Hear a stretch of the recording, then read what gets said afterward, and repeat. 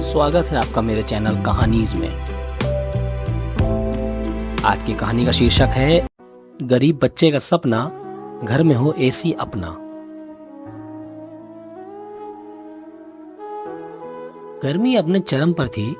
सूरज जैसे आग उगल रहा था और शहर के अमीर इलाकों में एसी की ठंडी हवा में लोग चैन से बैठे थे। मगर झुग्गी बस्ती में जहां 8 साल का सोनू अपने माता पिता के साथ रहता था, वहां लू के थपेड़े बदन झुलसा रहे थे। सोनू का सपना बहुत बड़ा नहीं था, ना ही ऊंची इमारतों में रहने का, ना बड़ी बड़ी गाड़ी खरीदने का। बस उसका एक ही सपना था, हमारे घर में भी एक एसी हो। सोनू की मां राधा घर घर जाकर सफाई करती थी और पिता रामू रिक्शा चलाते थे। दोनों दिन रात मेहनत करते, मगर महीने के अंत में मुश्किल से ही घर का खर्च निकल पाता। सोनू अक्सर देखता कि रात में मां उसके ऊपर हाथ से पंखा झलती और खुद पसीने में भीगी रहती, मगर बेटे को चैन से सुलाने की कोशिश करती। एक दिन सोनू ने स्कूल में अपने दोस्त रोहन से पूछा, तुम्हारे घर में गर्मी नहीं लगती? रोहन ने हंसते हुए बोला, नहीं, हमारे पास एसी है। हमारे पापा ने नया 1.5 टन वाला एसी लिया है, बहुत ठंडी हवा देता है। सोनू के मन में एक नई आग जल उठी। वो भी चाहता था कि उसके घर में एसी हो, ताकि उसकी मां को रात भर पंखा न झलना पड़े और पापा को रात में गर्मी के कारण करवटें न बदलनी पड़े। एक दिन सोनू ने मां से कहा, मां, मैं भी कुछ काम कर सकता हूं क्या? राधा चौंक गई। बेटा, तू तो पढ़ाई कर रहा है ना? हाँ मां, पर मैं थोड़ा सा काम करूंगा ताकि हम एसी खरीद सकें। राधा की आंखें नम हो गईं। उसने अपने बच्चे को गले से लगा लिया। तू बहुत अच्छा बेटा है, पर एसी बहुत महंगा होता है, उसके लिए बहुत पैसे चाहिए होते हैं। सोनू सोच में पड़ गया। वो जानता था कि पैसे आसानी से नहीं मिलेंगे, लेकिन उसने ठान लिया कि वो हार नहीं मानेगा। स्कूल के बाद सोनू ने गली में एक पान वाले चाचा की दुकान पर काम करना शुरू कर दिया। वो ग्राहकों के लिए पानी लाता, काउंटर साफ करता और बदले में उसे रोज 20 रुपए मिलते। इसके अलावा उसने अपने मोहल्ले में कुछ लोगों के लिए दूध लाने और अखबार बांटने का काम भी पकड़ लिया। अब उसकी कमाई धीरे धीरे बढ़ने लगी। उसने एक पुराना गुल्लक लिया और उसमें पैसे जोड़ने लगा।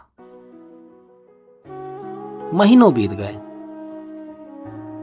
गर्मी फिर से लौट आई, लेकिन सोनू का हौसला ठंडा नहीं पड़ा।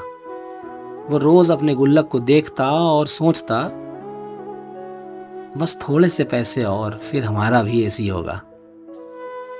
सोनू का सपना धीरे धीरे आकार ले रहा था, लेकिन किस्मत को कुछ और ही मंजूर था। एक दिन रामू रिक्शा चलाते समय बीमार पड़ गया। डॉक्टर ने कहा, गर्मी में ज्यादा मेहनत मत करो, नहीं तो हालत और खराब हो जाएगी। धीमे धीमे घर की हालत और बिगड़ गई। सोनू को समझ आ गया, अब एसी का सपना पीछे हट गया है, क्योंकि जो पैसे उसने जमा किए थे वो अब पापा की दवा में खर्च होंगे। उसने रात को माँ पापा को यह कहते सुना कि लगता है हमने सोनू के ऊपर जल्दी परेशानी डाल दी। अगर मैं बीमार ना पड़ता तो आज सोनू इतना परेशान ना होता। यह सुनकर सोनू का दिल टूट गया, लेकिन उसने हार नहीं मानी। मैं और मेहनत करूंगा, उसने खुद को वादा किया। सोनू अब दिन में स्कूल जाता, शाम को काम करता और रात में पापा के पैर दबाता। कुछ महीनों बाद उसकी मेहनत रंग लाई। जब उसने अपनी गुल्लक फोड़ी तो उसमें 11,000 जमा हो चुके थे। उसने अपनी मां के साथ जाकर एक सेकंड हैंड कूलर खरीदा। जब कूलर घर में आया तो मां की आंखों में आंसू आ गए। रामू ने सोनू को गले लगा लिया। तू तो मेरा राजा बेटा है। लेकिन सोनू जानता था कि कूलर एसी का विकल्प नहीं था।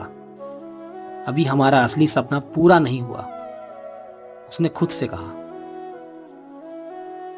कुछ सालों बाद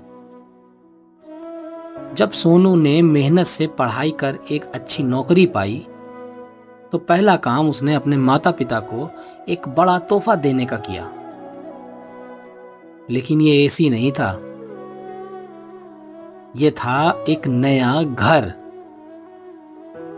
उसने अपने माता पिता के लिए एक छोटा सा मगर पक्का घर खरीदा, जिसमें पक्की छत थी, साफ सुथरी दीवारें थीं।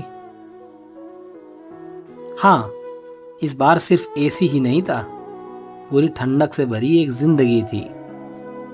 जब मां ने नए घर की ठंडी हवा में चैन की सांस ली तो सोनू मुस्कुराते हुए बोला, मैंने कहा था ना मां, एक दिन हम सिर्फ एसी नहीं पूरा नया घर लेंगे। मां की आंखें खुशी से भर आईं, क्योंकि कभी कभी सपने सिर्फ वैसे पूरे नहीं होते जैसे हमने सोचे होते हैं, बल्कि उससे भी बड़े और बेहतर तरीके से पूरे होते हैं। क्योंकि ऊपर वाला आपसे ज्यादा अच्छे से प्लान करता है आपकी जिंदगी।